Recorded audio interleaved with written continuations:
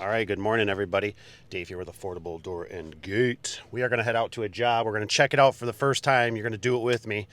We're actually going to check out the job that the guys installed, see how they did. We're going to cheat today. We got to use these remotes, which I know you're not supposed to on commercial, but it is what it is. It's what we got. It's what we're going to roll with. It's cheap and dirty. Let me know what you guys use the open, close, stop buttons, or do you just normally use with commercial ones? Give them the standard remotes. Let me know in the comments below.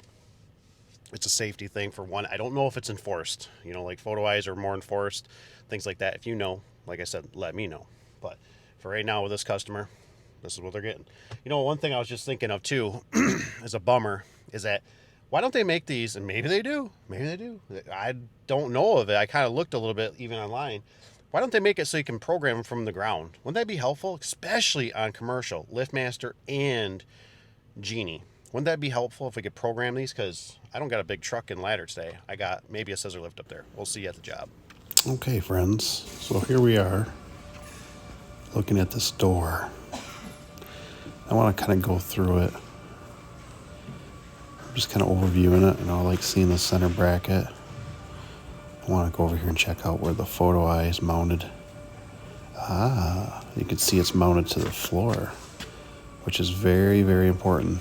That keeps it so it doesn't vibrate, interfere it. See a side lock there. I could see that the bolt's not in there, so somebody could activate it. It could be a problem. But sticker, that's good. Looks like it's labeled and everything. It's got the date on it, who installed it. Very helpful. There's that operator bracket again. One thing I didn't see was on that center coupler, I didn't see split collars on there. So we can see we got, you know, I love seeing that the backings are beautiful. And what do we got here? Inside don't look too bad. Electricians did their thing. Not sure why they left that red wire in there on a wire nut, but the guys did a really nice job install. You can tell they used the wire connectors, you know, so it doesn't get the chafage. We're just cracking her open here, trying to get access to the radio learn. And like I said, it'd be nice on those radio if they had a way where you could push the buttons down below so many times. You know, hold the stop and push it open twice or something like that. That maybe activate the radio. And maybe there is, and maybe you know, but I don't.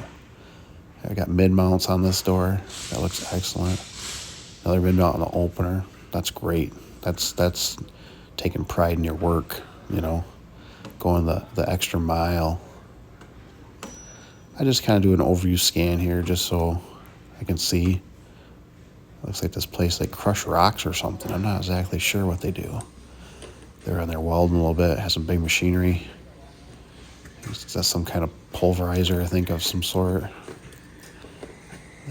They got some rock that's over there. It probably goes to what they process. Not quite sure what's going on with that place. So there was 2 doors at this job site. So the wall button, I think, could have used a little bit of help. Possibly. Excuse me. You know, but I'm glad the conduit's on there. That looks sharp. But right here, see, this could use a little bit of tension. The wire underneath, that could use a piece of conduit. They could slip it in there. But I understand they might not have a vendor. Here I was looking at, we should have ragged. Should have wiped the doors. You know, they sprayed it. Everything got sprayed, which is awesome. But we left, you know, it looks dirty. So it's just one thing we could do to help improve. Same thing, center coupler. And that's it, you guys. Thanks for watching.